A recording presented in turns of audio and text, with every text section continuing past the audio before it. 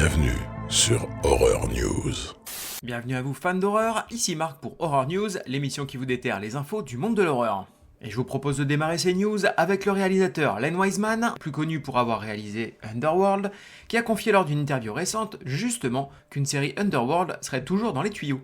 Déjà annoncé en 2016, ce projet de série se voulant plus mature que la saga de films, n'avait plus donné de signe de vie depuis. Netflix nous propose un trailer pour l'adaptation en série animée de la franchise culte du jeu vidéo Onimusha. Alors rien que ça c'est déjà bien hypant, mais on apprend en plus que le projet est réalisé par le maître de l'horreur nippon Takashi Miike, notamment connu pour avoir réalisé Audition. La série animée sera disponible dès le 2 novembre sur Netflix. La suite de la franchise Hell House LLC, intitulée Hell House LLC Origins, de Carmichael Manor, va enfin sortir et s'offre une bande-annonce. On y suivra un groupe de détectives du net de 2021 qui se rend dans le manoir Carmichael afin d'en savoir plus sur le massacre de la famille Carmichael qui reste non élucidé jusqu'à aujourd'hui. Sortie prévue le 30 octobre sur Shudder.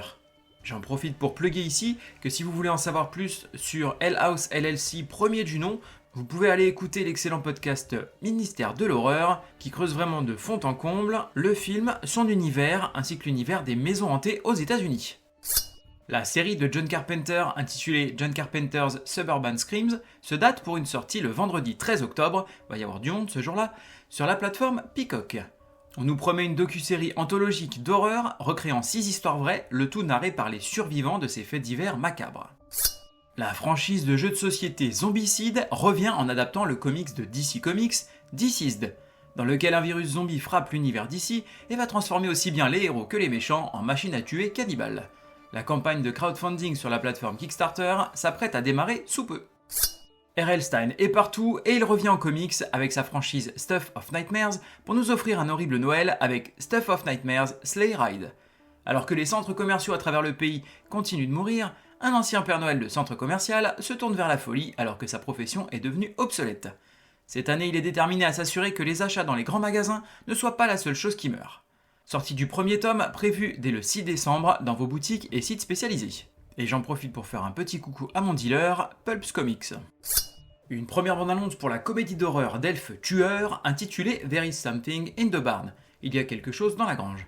On y suivra une famille américaine héritant d'une propriété en Norvège, mais ils vont se retrouver à devoir survivre face à un elfe au sale caractère vivant dans leur grange. Sortie prévue en novembre. La suite au jeu vidéo à succès Hades, intitulé sobrement Hades 2, est repoussée pour une sortie prévue début 2024. Dans le premier jeu, on incarnait le jeune fils d'Hadès, dieu des enfers dans la mythologie grecque, traversant les différentes régions des enfers afin de s'en échapper pour rejoindre le royaume des mortels. Le classique du jeu vidéo de chez Atari, intitulé Haunted House, ou Maison hantée en français, est sorti en 1982, va avoir droit à un remake. On y jouera une jeune fille venue mener l'enquête avec ses amis sur la disparition de son oncle dans une mystérieuse demeure. Ses amis vont se faire enlever par la maison et l'aventure démarre alors pour sauver son oncle et ses amis en affrontant les pièges et mystères de la maison. Sortie prévue le 12 octobre sur PC et console next-gen. Dans la saga des adaptations improbables, on apprend que le film Paranormal Activity devrait avoir droit à son adaptation en pièce de théâtre. Oui, vous m'avez bien entendu. Sachant qu'il s'agit d'un film en found footage, je suis bien curieux de voir comment ils vont mettre tout ça en scène. La fondation George A. Romero vient d'annoncer les noms des auteurs participants à la mini-fiction audio The Dead. L'histoire en 4 épisodes suivra l'équipage d'un bateau de transport de cargaison alors qu'ils doivent convoyer une mystérieuse caisse contenant une femme d'Australie aux États-Unis. Sortie prévue en octobre. Première bande-annonce pour le film Dream Scenario, produit par Ari Aster et avec Nicolas Cage dans le rôle principal. On y suivra un homme dont la vie va virer au cauchemar alors qu'il devient célèbre du jour au lendemain après que le monde entier ait rêvé de lui. Le pape du gore Tom Savini et l'actrice Virginia Madsen, notamment connue pour Candyman, s'allient pour un nouveau film intitulé The Cousin. On y suivra une famille recevant la visite inattendue de leur cousine Sarah. De mystérieux événements commencent à arriver dans la petite ville peu après l'arrivée de Sarah, et bientôt la famille va se retrouver confrontée aux sombres secrets de la cousine. Netflix vient de commander une suite au film de monstres norvégien Troll. Le casting devrait revenir et le tournage est prévu courant 2024 pour cette suite intitulée sobrement Troll 2. Alors je sais pas si vous aviez eu l'occasion de le voir, mais même si ça ne révolutionne rien, c'était vraiment un film très sympa. Un livre intitulé Aliens Bishop, qui se voudrait être la suite directe d'Aliens et Alien 3, devrait voir le jour en décembre. On y suivrait Bishop, ramené à la vie par son créateur, afin de récupérer ses infos sur les xénomorphes. mais il n'est pas le seul à vouloir récupérer ces informations sensibles. Si vous êtes fan de films de créatures, et plus précisément de la créature du lac noir, j'ai un projet qui devrait vous intéresser. Le film intitulé Orang Ikan se déroulera pendant la Seconde Guerre mondiale et verra un navire militaire japonais, transportant des prisonniers, et obligé de débarquer sur une île sur laquelle une créature mythologique hybride, poisson et homme, va les prendre en chasse. Malgré les problèmes de communication, les hommes vont devoir s'allier pour espérer survivre. Le film carton surprise au box-office de 2022, Smile, avait déjà une suite dans les tuyaux, et on apprend tout juste que ce Smile 2 se daterait pour une sortie le 18 octobre 2024, tout du moins aux États-Unis. Tout comme le premier film, nous aurions donc la possibilité de le découvrir pour Halloween. Les studios Spectropia développent un jeu de chasse aux fantômes en réalité augmentée pour smartphone intitulé Skylight.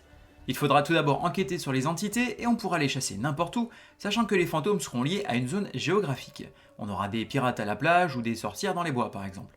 Une campagne de crowdfunding sur la plateforme Kickstarter est actuellement en cours. Au nom du Seigneur, je vous botte le cul. Côté cinéma, on va avoir Saw 10 au cinéma US, je précise. John Kramer, le tueur au puzzle, est de retour dans le volet le plus perturbant de la franchise Saw. Les événements se situent entre Saw 1 et 2, et on y retrouve John, malade et désespéré, qui se rend au Mexique afin de subir une opération expérimentale capable de guérir son cancer. Mais il découvre que tout ceci n'est qu'une escroquerie visant des malades vulnérables. Animé d'un nouveau but, le célèbre tueur en série retourne à son œuvre, et va prendre sa revanche sur ses escrocs dans un terrible jeu dont il a le secret, à travers des pièges toujours plus machiavéliques et ingénieux les uns que les autres. Sortie prévue le 29 septembre, date US. Côté DVD, VOD et Blu-ray, on va avoir Gangnam Zombie en VOD. Les habitants du quartier huppé de Gangnam à Séoul commencent à ressentir des symptômes inhabituels et terrifiants, les transformant en créatures inhumaines. Certains vont tout faire pour s'en sortir vivants. Sortie prévue le 26 septembre.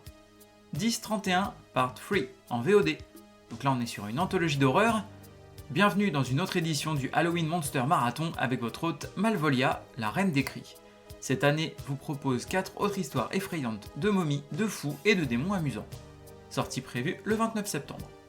The Exorcist en VOD.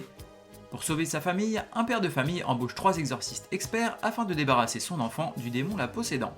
A noter que l'un des exorcistes est interprété par Doug Bradley, l'irremplaçable Pinehead de la saga Hellraiser. Sortie prévue le 29 septembre. Deliver Us en VOD. Lorsqu'une religieuse d'un couvent isolé revendique l'Immaculée Conception, le Vatican envoie une équipe de prêtres pour enquêter. Préoccupé par une ancienne prophétie selon laquelle une femme donnerait naissance à des jumeaux, l'un serait le Messie, l'autre l'Antéchrist. Sortie prévue le 29 septembre. Party's over. Côté streaming, on va avoir The Djinn sur Shudder. Durant l'automne 89, un jeune garçon muet s'installe dans une nouvelle maison avec son père après la mort de sa mère. Dans leur nouveau domicile, le jeune garçon trouve un vieux livre de sorcellerie qui l'intéresse beaucoup. Un soir que son père, animateur radio, est parti au travail, le garçon décide d'appliquer une des formules du grimoire, lui permettant de convoquer un djinn capable d'exaucer le moindre de ses vœux. Bien qu'averti des dangers que cela entraîne, le garçon demande à l'esprit de lui donner une voix, mais la formule ne semble pas fonctionner. Sortie prévue le 25 septembre. The Vigil sur Shudder. New York, Brooklyn. Après avoir quitté la communauté juive orthodoxe, Yaakov, à court d'argent comme de foi, accepte à contre-cœur d'assurer la veillée funèbre d'un membre décédé de ce groupe religieux. Avec la dépouille du défunt pour seule compagnie, il se retrouve bientôt confronté à des phénomènes de plus en plus inquiétants. Sortie prévue le 25 septembre. Nightmare sur Shudder. Peu de temps après que Mona et Robbie ont emménagé dans leur nouvel appartement du début du siècle dans le centre d'Oslo, Mona commence à faire des cauchemars de plus en plus horribles. Elle devient convaincue qu'un véritable cauchemar a pris possession du fœtus dans son ventre. Sortie prévue le 29 septembre. Côté série, on va avoir Encounters, série documentaire sur Netflix.